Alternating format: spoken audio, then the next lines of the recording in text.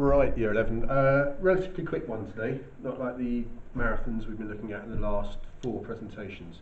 We're making a start on component 2 section B's, which by nature are a little bit more formulaic, not absolutely, particularly one I'm going to start off with today, but nonetheless a little bit more formulaic, so we might be able to get through them a little bit more quickly.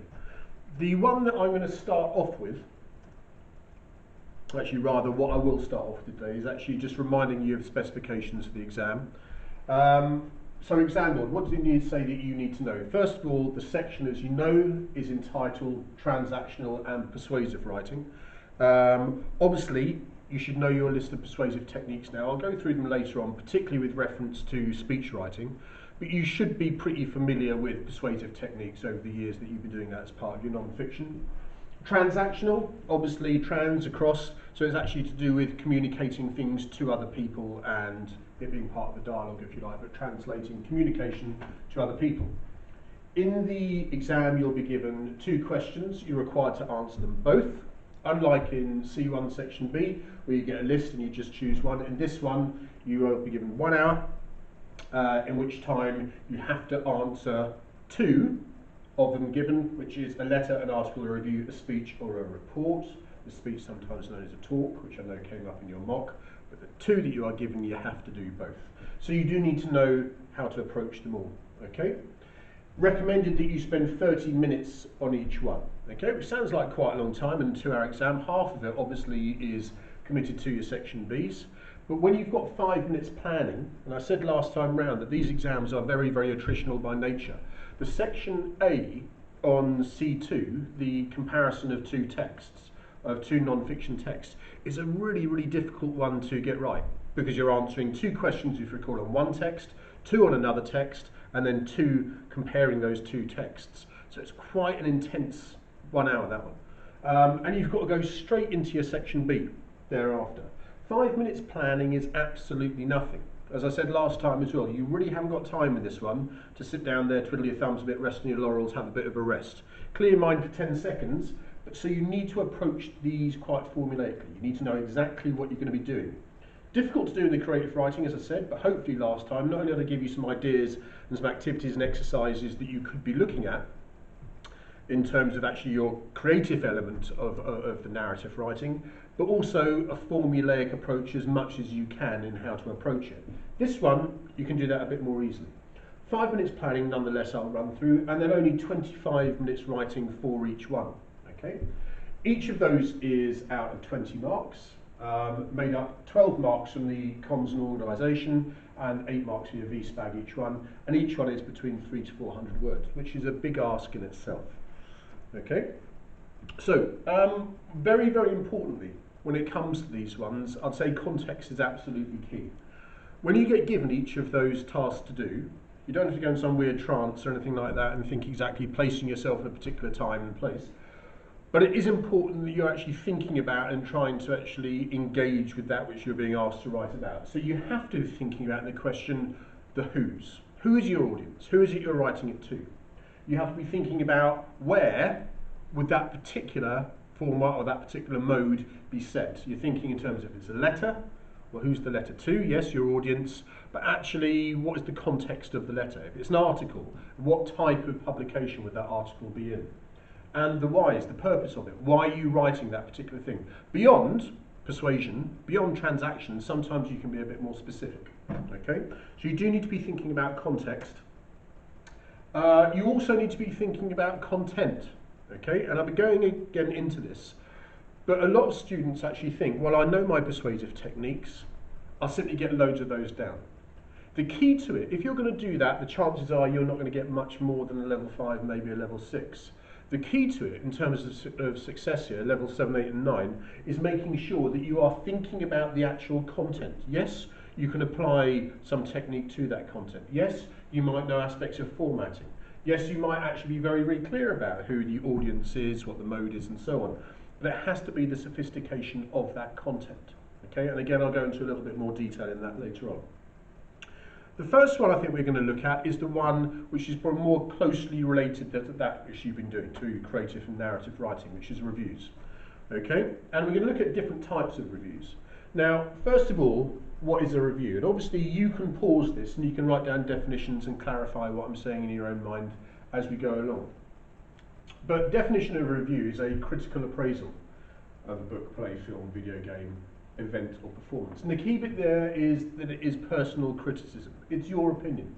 Okay? And it's an appraisal. By an appraisal of that we mean an evaluation. What was good, what was bad. If it was all good, brilliant. If it was all bad, so be it. Okay? But it's about your personal opinion and how you're going to communicate that. So an evaluation of one of those things based on personal opinion, often assigned a rating indicating its relative merits. And very often in the sort of graphological sort of aspects of these things, you might see 5 stars or 4 stars or 1 star or no stars or whatever. And that's what it means by an indication of relative merits. But it's saying how good or bad you think something is. Okay? Now, a particular area of review which is a little bit different is travel writing. You might get a bit of travel writing which is more formulaic, like the ones that I'll go on to when we look at films and books. But travel writing by nature is one which tends to be a little bit more creative, and that's why I said this is a little bit of a crossover between your creative writing section BC1 and the C2 here. Okay, but it still has those elements of review in it. Okay, this is an area of North Wales which I used to go to a great deal. This is just a piece of travel writing, or a review if you like, that I wrote. You can see what I mean about why it's actually got a creative element to it, but also it's got some other things in there which make it a review. So, we've been told to simply go and explore, my brother and I. So that's what we did, armed with sticks, which we slashed around like medieval warriors, scything down any vegetation in our path. We advanced up the mountainside, our petrified enemy flocks of bleating sheep which panicked and scattered in all directions. 20 yards ahead of me, then we still thought in yards, feet and inches, not metres and centimetres, my brother called out, "Look what I found." He was standing solemnly, like someone at a graveside, looking down to the ground. I dashed to his side. "What is it?" I shouted excitedly, and then too halted in my tracks. Before us was the carcass of one of our foes, a ram. Only now its bones were cleaned smooth by the driving rain, blown dry by the whipping wind, blanched in the searing sun. Its tufted and straggling fleece hung loosely in its bony frame, and hooked thistles twisted through its arched ribs. But what fascinated me was its skull, socketed eye holes and protruding incisors, curled horns. There it is. "What have you got there?" my mother asked as I laid my prize on the dining table. "A ram's skull," I stated proudly. "We found it in a field," I continued, gesturing the direction behind the cottage in which we were staying. "We'll get it off the table," growled my father. "We've got to eat off that." My first trip outside London, 1977, 6 years old, just, Dolgellau, North Wales, the mountains of Snowdonia. Would I have picked up that skull now? No. Would I have been worried my own child doing so? Yes. And no doubt insisted she go and wash her hands immediately, then scrub that dining table with disinfectant, throw that skull away. Instead, it was a souvenir which I took home and sat on the shelf in my bedroom. I don't recall much else about the holiday, save the sound of the farmer in whose cottage it was snoring in his sleep, and nocturnal peeing in the bucket in the adjoining bedroom to ours. Also,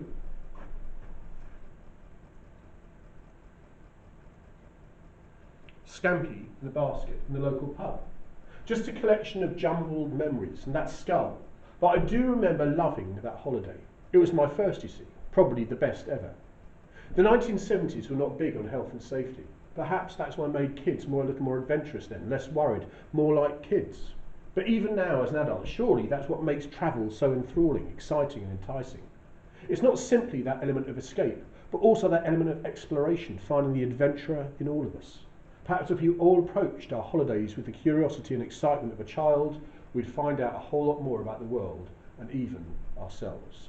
Go explore. Okay? Now you can see why I said it's quite similar in a way to a piece of creative writing, at least when you choose to do a review like that. It's very much painting a picture of a particular place.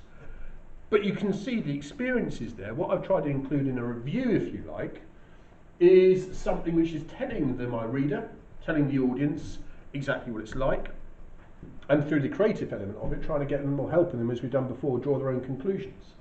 But there are nonetheless ingredients that we can include in here, and you can use this, if you want to pause on this one, you can use this very much as a template for how you might approach a piece of travel writing or a travel review.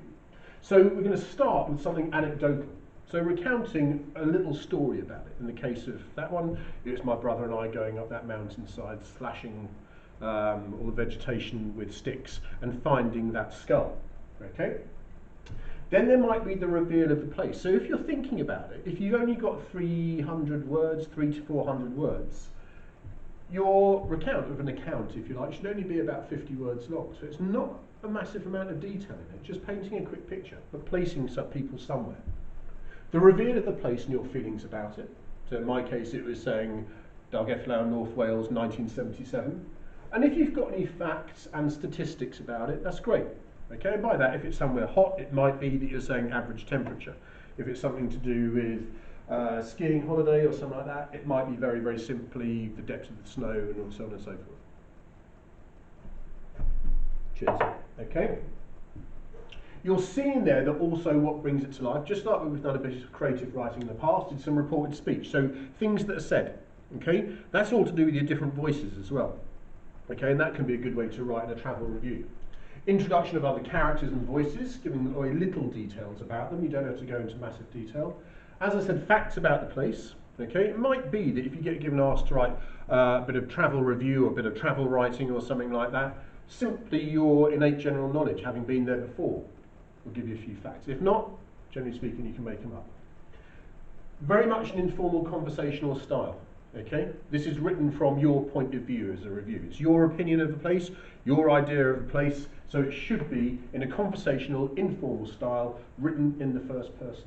Okay, you can include other language techniques. Okay, so it might be that you're including things like the metaphors and the similes in your anecdotal piece, but it might be you're also including other language persuasive techniques, things like your list of three, power of three. Things like hyperphora. So you ask a rhetorical question, but actually then you give the answer. Okay, that's what hyperphora is. So you can include not just your figurative language, not just the literary things which you might have included in your C1 section B, but some of your language and persuasive techniques as well. Additional information and comments, so you're getting additional voices in there as well. Direct address to the reader. Okay, making them feel part of it. This is what I think is obviously, ideally, in terms of purpose, trying to persuade you or dissuade you from the merits of going to a particular place if it's a piece of travel writing. So it might be you are saying, this is what I think, I really recommend that you go there. Or this is what I think, I wouldn't touch it with a barge pole. But it is very much a case of you and them. Okay?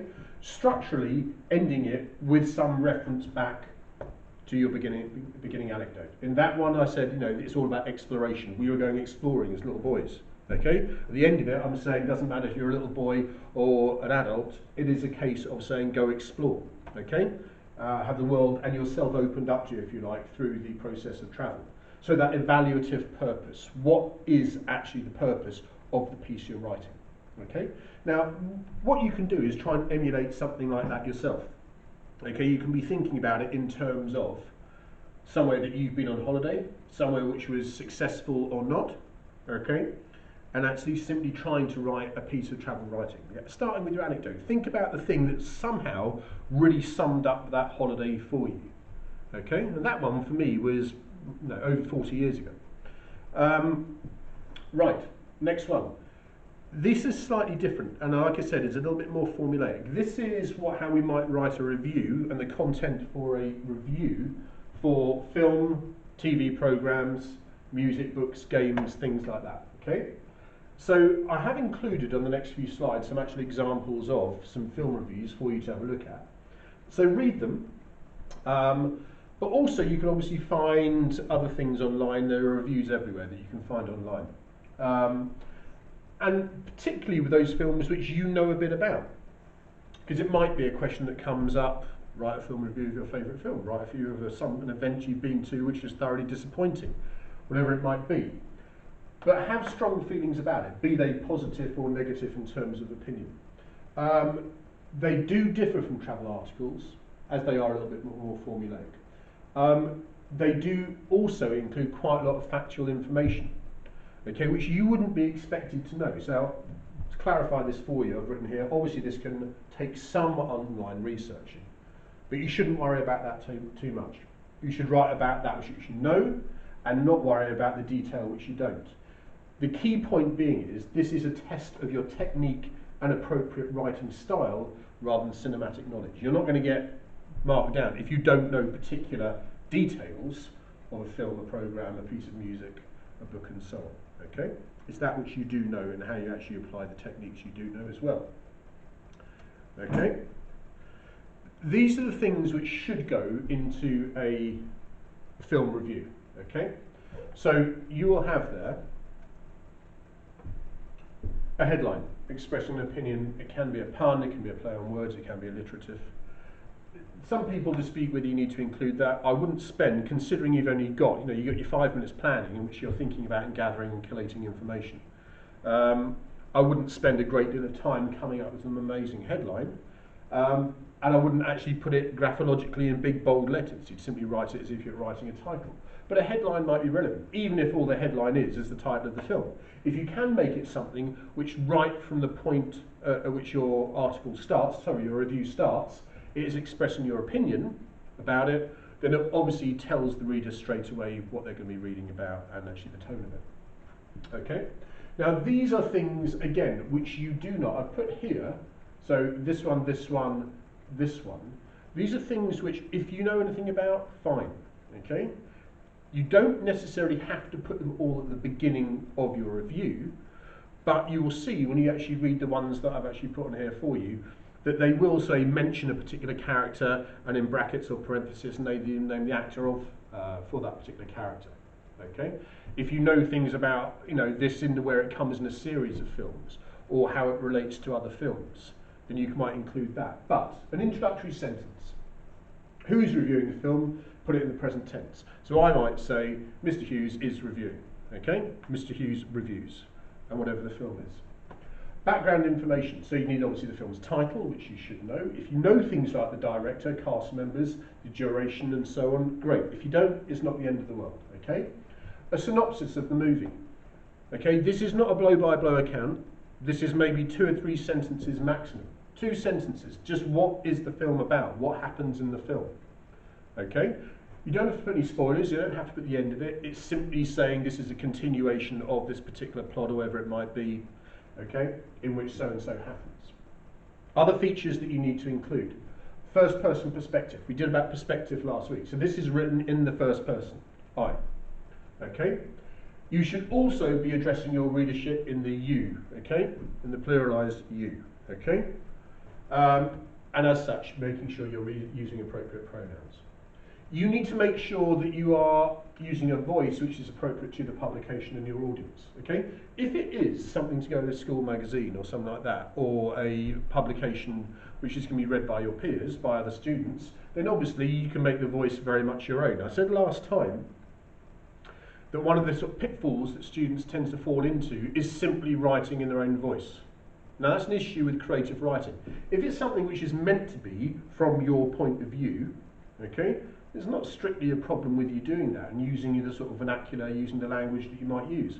But obviously what the examiner wants to see, that you've got the capabilities to craft your language and adapt it for audience and purpose. So be thinking about what is the nature of the publication, who would my audience be, going back to those contextual details, but making sure your voice is appropriate. Now, again, by nature, reviews tend to be quite informal, okay? Because it's written in the first person, this is what I think, okay? So again, don't think about it too heavily, but at the same time, make sure you're including something which is colloquial and informal. You can be anecdotal, okay? Not necessarily to the extent that you do in a piece of travel writing, okay? But it might be, I went to the cinema and sat down, and for the next 2 hours of my life, I shouldn't have paid the full price for my seat because I only used the edge of it, or something like that, okay? So it can be anecdotal from your point of view, something that you have done. Within it needs to be integrated other things as well, okay? So these are things that when you come to write a film review that you could be thinking about, okay? It can be integrated into just the chronology of your piece, or you can have separate headings. Separate headings under things like comparisons to other films in a series, so how it relates to other films. Key moments, for good or bad reasons. One of the most amazing moments of this film was when something happened, or for all the hype, one of the most disappointing points in this film was. Okay? Memorable quotes, again for the right or wrong reasons. There might have been a moment which goes down in cinematic history when someone says something, and if they say it, you put it in quotation marks, okay? And again, your comment on it, your individual opinion on it, of it. It might be, I thought this quote was amazing and summed up the entirety of this film, or I thought this quote was absolutely awful and cliched, and so on. Standout performances. So which actor or actresses did very well, which ones did badly, which one do you think were good actors, what was the impact on the film? Cinematic highlights. It is a piece of cinema. How good was the soundtrack? What particular song or piece of music stood out? How did it relate to a key moment? What about the editing? What about other things to do with actually the cinematography of the film? Can you comment on those? Again, for right or wrong reasons. And anything else that you want to say about the film. It might be an aspect of animation in the film or whatever. Okay?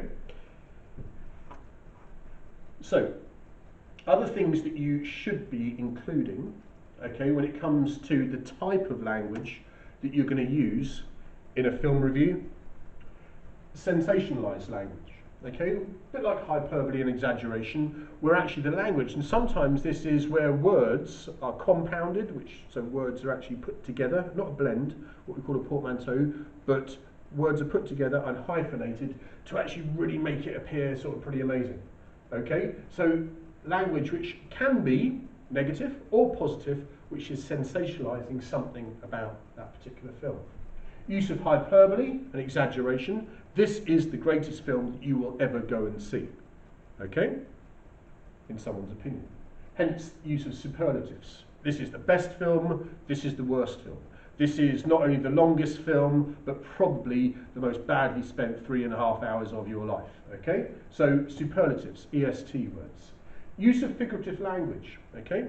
Lots of reviewers use similes, okay? And metaphors. You know, this is an absolute mountain of a film, okay? It's a great film. Or you might choose to use that this film was as bad as, okay? But use of figurative language. Emotive language, you're trying to get to your audience, okay? If it's a really amazing film, something emotively along the lines of, you know, it will impact negatively on your whole life if you do not watch this film. It'll change the way that you view the world. So you can use emotive language in there. Use of rhetorical questions, and I said before, and hyperphora is very common, power 3, repetition. So all of those techniques that you know can be added in there as well, okay?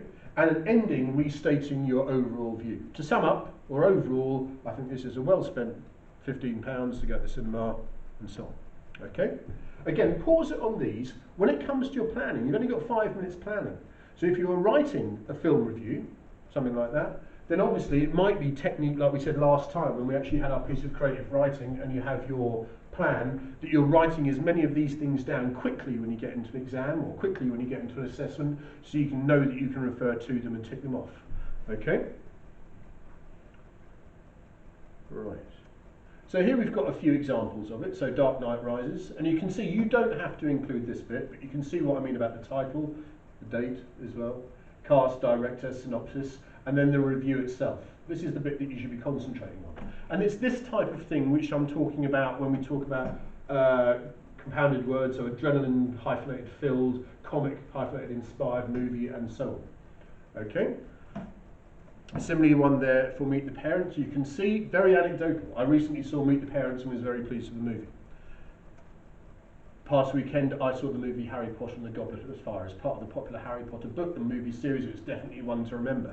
Making their opinion very, very clear from the beginning, and then going on, and you can read these at your own pace and will about those ingredients that I've suggested you put in there. Okay? Now, when it comes to books, it's very much the same. Obviously, we're looking at the same idea, but you can do it exactly the same way. A headline, introductory sentence, who is reviewing the book, synopsis of the book, and again, all those techniques are the same. Obviously, you'd have to change some of these ideas at the bottom, memorable quotes from the book, key narrative moments. Don't give away spoilers if you can, but it's all about your opinion and how you actually feel about a particular thing. Okay? And again, you can use the language features in exactly the same way when you come to review your book. Okay. Obviously dependent on audience. What I think I'll do next time, I'll leave it there for today and pick up the letter writing tomorrow. Okay, but you've got a few ideas there about how you might choose to write reviews. Travel writing, you can do your travel writing in the way that I've done that, where you have something which is quite creative. And then you could also do your travel writing very much in the same way that you've done a normal film review or a book review. You're just obviously changing things a little bit in terms of key moments of a holiday, what we might learn about a particular place and so on. Okay? But best of luck. Give that one a go. At a time when we could all do with being abroad, I think a bit of travel writing is probably quite pleasant.